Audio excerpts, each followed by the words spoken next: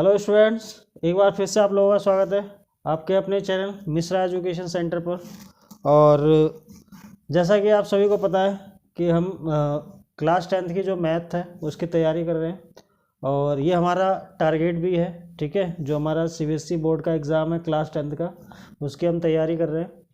और उसमें मैंने एक चैप्टर शुरू कराया था आपका, जिसका नाम था लीनियर इक्वेशन इन 2 वेरिएबल्स। ठीक है, चैप्टर नंबर 3 आपकी एनसीईआरटी की जो बुक है उसका चैप्टर नंबर 3। ठीक है, लीनियर इक्वेशन इन 2 वेरिएबल्स। ठीक है, और उसके मतलब पिछली कुछ वीडियोस में मैं उसके बेसिक कॉन्सेप्ट और एक्सरसाइज 3.1 के कुछ क्वेश्चन मैं करा चुका था। कुछ क्वेश्चन क्या 3rd क्वेश्चन तक आपको मैं करा चुका था। ठीक है, और आज हम 3rd क्वेश्चन से आगे करेंगे, आगे बढ़ेंगे। ठीक है, और तो एक्सरसाइज स्टार्ट करने से पहले आप लोगों से रिक्वेस्ट है कि जिन लोगों ने चैनल को सब्सक्राइब नहीं किया हुआ है तो चैनल को सब्सक्राइब कर लें, ताकि इस तरीके की जो आने वाली वीडियोस हैं, ठीक है, उनकी नोटिफिकेशन आपको लगातार मिलती रहे और आप लोगों को इस चीज़ का फ़ायदा हो सके। और जितनी भी वीडियोस आती हैं उसको शेयर तो ज़रूर करें, ताकि और भी जो स्टूडेंट्स हैं उनको भी फ़ायदा हो सके। ठीक है, तो चलिए आगे बढ़ते हैं और आज का जो क्वेश्चन है वो करते हैं। एक्सरसाइज 3.1 है ये, और एक्सरसाइज 3.1 इसका क्वेश्चन नंबर 4। ठीक है, क्वेश्चन नंबर 4 से स्टार्ट करते हैं। क्वेश्चन नंबर 3 मैं पिछली वीडियो में बता चुका हूँ। ठीक है, तो चलिए देखते हैं क्वेश्चन नंबर 4 क्या कह रहा है। कह रहा है which of the following pair of linear equation are consist और इनकंसिस्ट। ठीक है, सबसे पहले तो आपको ये पता लगाना है कि ये जो इक्वेशंस दी हुई हैं, ठीक है, इनका कौन सा सॉल्यूशन है, कंसिस्ट सॉल्यूशन है या इनकंसिस्ट सॉल्यूशन है। ठीक है, तो पिछली वीडियो में आपको मैंने बताया था कि कंसिस्ट सॉल्यूशन क्या होगा। कंसिस्टेंट सॉल्यूशन में क्या होगा कि आपके 2 सॉल्यूशन आते हैं। ठीक है, ये पीछे मैं आपको बताया था। इसमें एक तो आएगा only one solution, only one solution. ठीक है, ये कंसिस्टेंट सॉल्यूशन में आएगा। और दूसरा जो आएगा आपका मैनी सॉल्यूशन। ठीक है, ये भी आपका क्या होगा, कंसिस्टेंट सॉल्यूशन में आएगा। और इनके रूल्स भी बताया था मैंने आपको कैसे कैसे होता है। अगर ओनली वन सॉल्यूशन है तो इसका क्या रेशो बनता है, A1 अपॉन में A2 not equal to B1 upon में B2।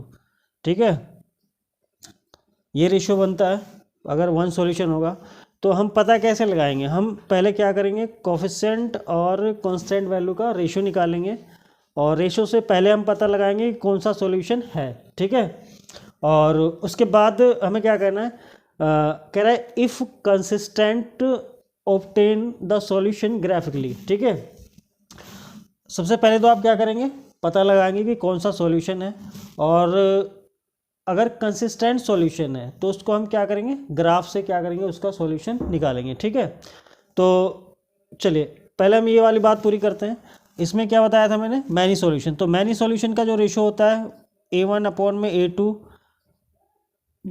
B1 अपॉन में B2 और C1 अपॉन में C2। ठीक है, ये इसका सॉल्यूशन होता है। तो कंसिस्टेंट सॉल्यूशन में आपके 2 सॉल्यूशन आते हैं, एक तो केवल एक सॉल्यूशन और एक आएगा आपका बहुत सारे सॉल्यूशन, मैनी सॉल्यूशंस। ठीक है, और इनकंसिस्टेंट सॉल्यूशन में आपको पता ही चल गया होगा कौन सा सॉल्यूशन आएगा, नो सॉल्यूशन का। ठीक है, तो इनकंसिस्टेंट में कौन सा आएगा, नो सॉल्यूशन। तो ये तो आपको समझ में आ गया होगा कंसिस्टेंट सॉल्यूशन में क्या क्या आता है। ठीक है, तो अब सबसे पहले हम देखते हैं जो हमारे पास पहला क्वेश्चन है, इक्वेशन दी हुई है हमें। ठीक है, तो फर्स्ट ऑफ ऑल तो हमें क्या करना होगा कि आपको ये पता लगाना है कि इसका कौन सा सॉल्यूशन है। तो हम क्या करते हैं, यहाँ पे देखते हैं, रेशोस निकालेंगे। तो A1 कितना दिया हुआ है आपको, कोई कोफिशिएंट नहीं है तो 1 माना जाएगा। B1 कितना है, कोई कोफिशिएंट नहीं है तो आपका 1 माना जाएगा। और C क्या है, यहाँ पे 5 दिया हुआ है। ठीक है, फिर A2 निकालेंगे। A2 कितना दिया हुआ है, 2 दिया हुआ है। B2 कितना है आपका, 2 है। और C2 कितना है, C2 कितना है आपका 10 है, ठीक है। अब सबसे पहले हम पता लगाएंगे कौन सा सॉल्यूशन है, कंसिस्टेंट सॉल्यूशन है या इनकंसिस्टेंट सॉल्यूशन है। तो उसके लिए हम क्या करेंगे, रेशो निकालेंगे। तो A1/A2 ऐसे रखेंगे, B1/B2 और C1/C2, ठीक है। इस तरीके से पुट करेंगे। तो A1 कितना दिया हुआ है आपको 1, ये 1/2, ये भी 1/2 और ये 5/10। दैट मीन्स इसको भी लोएस्ट टर्म में लाएंगे तो ये भी आ जाएगा। अब आप यहाँ पे क्या ऑब्जर्व कर रहे हैं कि तीनों जो रेशोज़ हैं वो क्या है, इक्वल है। दैट मीन्स कौन सा सॉल्यूशन है, बहुत सारे सॉल्यूशन है, ठीक है। मतलब कंसिस्टेंट सॉल्यूशन आ गया इसका, क्या आ गया, कंसिस्टेंट सॉल्यूशन। अब क्वेश्चन में बोला है कि अगर कंसिस्टेंट सॉल्यूशन है तो आपने क्या करना है, उसको ग्राफ से सॉल्यूशन निकालना है, ग्राफ से, ठीक है। तो अब ग्राफ से सॉल्यूशन निकालने के लिए आप क्या करेंगे, सबसे पहले आप इक्वेशन फर्स्ट लेंगे और उसके कुछ कोऑर्डिनेट्स निकालेंगे, ठीक है। कुछ पॉइंट्स निकालेंगे ग्राफ पे पुट करने के लिए। तो अब सबसे पहले हम क्या करते हैं, सॉल्व करते हैं। ऑन सॉल्विंग फर्स्ट, ठीक है। पहली इक्वेशन क्या दी हुई है आपको, x + y = 5, ठीक है। तो क्योंकि ग्राफ पे हमें शो करना है तो हम क्या करेंगे, कुछ 2-3 वैल्यूज़ निकालेंगे, ठीक है। 3 वैल्यूज़ निकाल लेते हैं ग्राफ पे शो करने के लिए। तो चलिए, तो ये हो गया। अब मान लीजिए आपने क्या करा, इसको एलिमिनेट कर देते हैं थोड़ा सा, 5 = -y, ये आ गया। y को हम राइट हैंड साइड पे ले जाएंगे। अब हम क्या करते हैं, पुट करते हैं। ये आपको पता है x है, ये y है। सबसे पहले मान लीजिए हमने पुट कर दिया y = हमने 0 पुट कर दिया, ठीक है। तो x की वैल्यू आपको पता है कितनी आ जाएगी, 5 आ जाएगी। यहाँ पे y 0 पुट करा तो x की वैल्यू कितनी आ गई, 5। फिर करते हैं, दूसरी वैल्यू निकालते हैं, फिर पुट कीजिए। पुट y = हमने कितना पुट कर दिया, 1 पुट कर दिया। और तो इसका x की वैल्यू कितनी आ जाएगी, यहाँ पे 5 - 1, दैट मीन्स x की वैल्यू कितनी आ जाएगी आपकी 4। अगर हमने y 1 पुट कर दिया तो ये 4 आ गया, ठीक है। एक वैल्यू और निकाल लेते हैं। तो पुट y = 2, तो x की वैल्यू कितनी आ जाएगी, 5 - 2, दैट मीन्स x की वैल्यू आ गई आपकी 3। ये आपने 2 पुट करा तो ये 3 आ गया, ठीक है। ये तो पहली इक्वेशन थी जिसके कोऑर्डिनेट्स हमने क्या करें, निकाल लिए हैं, ठीक है। अब इसी चीज़ को हम क्या करेंगे, ग्राफ पे प्लॉट करेंगे। उससे पहले हमें क्या करना होगा, इक्वेशन सेकंड की भी वैल्यू निकालनी होगी। इसको इरेज कर देता हूँ, चलिए।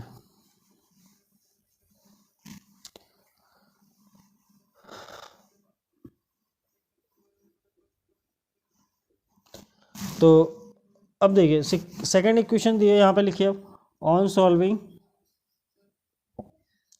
सेकंड इक्वेशन क्या दी हुई है आपको, वो दी हुई है 2x + 2y = 10, ठीक है। ये सेकंड इक्वेशन है। तो इसकी भी हम क्या करेंगे, सॉल्यूशन निकालेंगे इसका, क्योंकि हमें क्या करना है, ग्राफ पे प्लॉट करना है।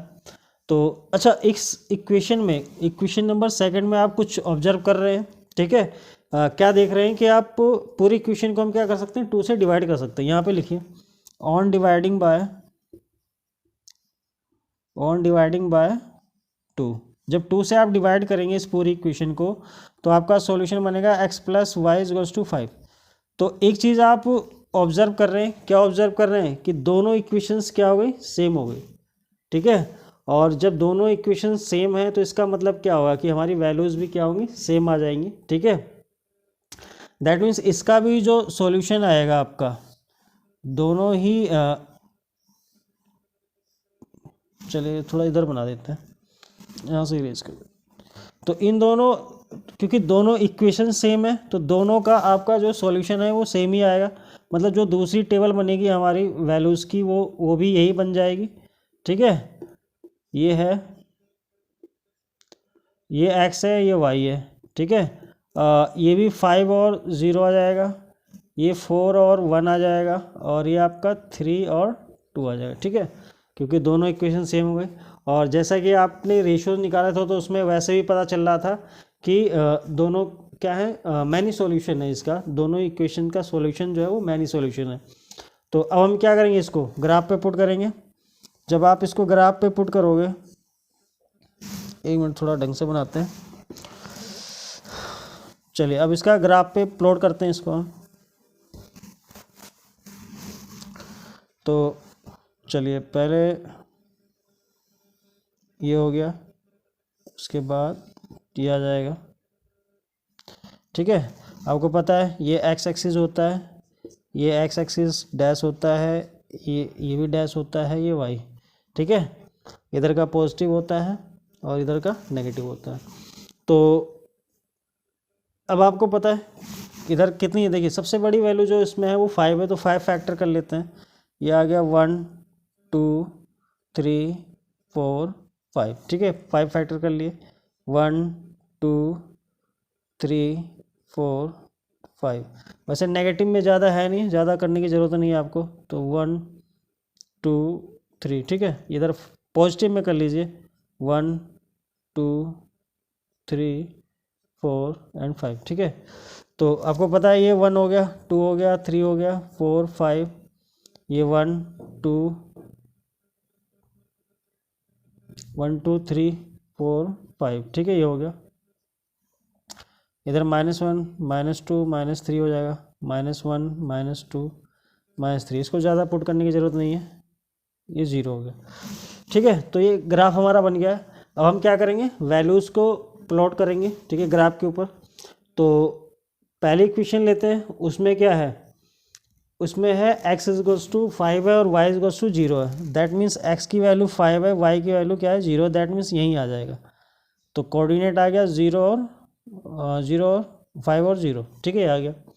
फिर x की वैल्यू 4 है, यहाँ पे 4 है। ठीक है, और y की वैल्यू कितनी है आपकी, 1 है।